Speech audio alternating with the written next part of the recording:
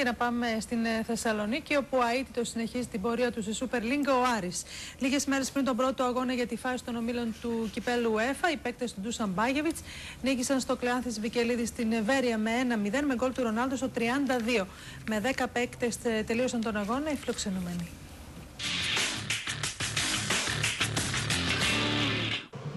Νέτο. Ο Νεπεγλέρας για τον Χαβίτο.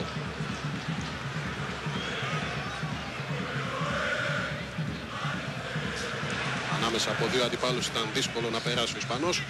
Ο Πάες άλλαξε με τον Κρυβοκάπιτς, αυτός όμως δεν σιγούρεψε την πάσα. Και πάλι ο Άρης με τον αρχηγό του, τον Νεπεγλέρα, που έδωσε για τον Χαβίτο. Φελίπε έκανε το σουτ και ήταν ο Τέρολ, ο οποίος πήγε στην πορεία της μπάλας, δεν την ακούμπησε, είναι out. Βαγγέλη με τον Κόκε, καλή συνεργασία, πέρασε ο Βαγγέλη. Ο Χαβίτο.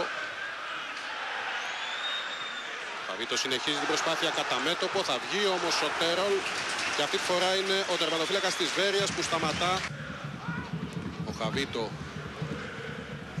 Τώρα ο Νέτο. Ήβιτς. Ο Νεπεγλέρας που παίζει λίγο πιο δεξιά στη μεσαία γραμμή, καθώς καλύπτει και στο κέντρο ο Νάτσο. Και είναι τώρα ο Τέρολ που διώχνει στο σουτ του Χαβίτο. Τώρα έχει την μπάλα ο Βραζιλιάνος. Ο Ζουλίνιο, καλή παλιά για τον Πάες.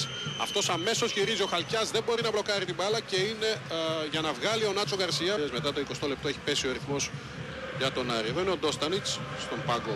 Φιλοξενουμένο, περνάει η μπάλα τώρα για τον Κόκε. Ο Κόκε θέλει να πλασάρει, η μπάλα βρίσκει εκεί στο χέρι του Πετκάκη. Έχουν διαμαρτυρίες από τους παίκτες του Άρη, δείχνει κόρνερ ο Τριτσόνης. Να ο Πετκάκης διαμαρτύρεται στον βοηθό τώρα.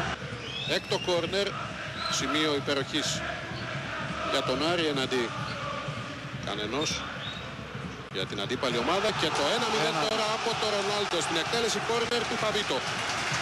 Ο Ρονάλντο στέλνει την μπάλα στα δίχτυα, αφύλακτος έκανε την κεφαλιά και το 1-0. Προηγείται ο Άρης, το Κλεάνθης Βικελίδης, ύστερα από ένα διάστημα υπεροχή στο τελευταίο πεντάλεπτο. Εδώ, Γιώργο, πιάστηκε η άμυνα. Η εκτέλεση από τον Χαβίτο και εδώ βλέπετε από κοντά, χωρίς πίεση, μόνος ο Ρονάλντο με κεφαλιά, το 1-0. Το γκολ του Άρη με την κεφαλιά του Ρονάλντο. Ο Τέρολ είναι κάπου μεταξύ εστίας και μικρής περιοχής. Δεν μπορεί να κάνει κάτι. Ο Ρονάλντο το 1-0. Ζουλίνιο. Είναι και ο Ράμιτς, είναι και ο Πάες. Θα δούμε ποιος θα εκτελέσει. Ο Ζουλίνιο εκτέλεσε, η μπάλα έφυγε λίγο έξω από την εστία του Χαλκιά. Ο Ζουλίνιο με τον Νεπεγλέρα κέρδισε ο αρχηγός του Άρη και από τον Χαβίτο η πάσα για τον Κόκε. Ο Κόκε θέλει να γυρίσει, ο Ήβιτς. Διπλό σουτ, ο Τέρολ θα διώξει, μεγάλη ευκαιρία για τον Άρη, απομάκρυνε ο Κόλτζος. Ευχαριστημένος είμαι. Από 3 βαθμούς, έτσι όπως το πήγε παιχνίδι και πρέπει να μετράς και συνθήκες, να τους δηλαδή υπολογίζεις, ευκαιρίες που έχουμε χάσει σε τέτοιες περιπτώσεις. Μπορούσε μπάλα να σε τιμωρήσει με κάποια φάση και αν ήμασταν από αρχή μέχρι το τέλος πιστεύω καλύτεροι και δίκαια κερδίσαμε, μπορούσαμε πιο νωρίς να τελειώνουμε. Χαβίτο. Νέτο.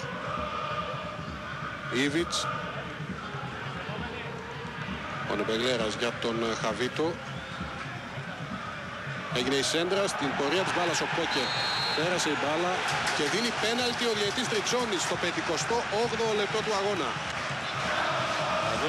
Ο διαιτής Τριτσόνης αποβάλλει τον Πετκάκη, ο οποίος ειρωνικά χειροκροτεί την απόφαση αυτή. Εδώ είναι η σέντρα που βγαίνει από δεξιά. Ο Πετκάκης με τον Κόκε. Δεν νομίζω. Όχι. Εδώ ο Κόκε σηκώνει τα χέρια. Πέναλτι ο Βλάταν Ήβιτς. Ο Τέρολ αποκρούει στη φάση ο Παπαδόπουλος και χάνεται η ευκαιρία για το 2-0.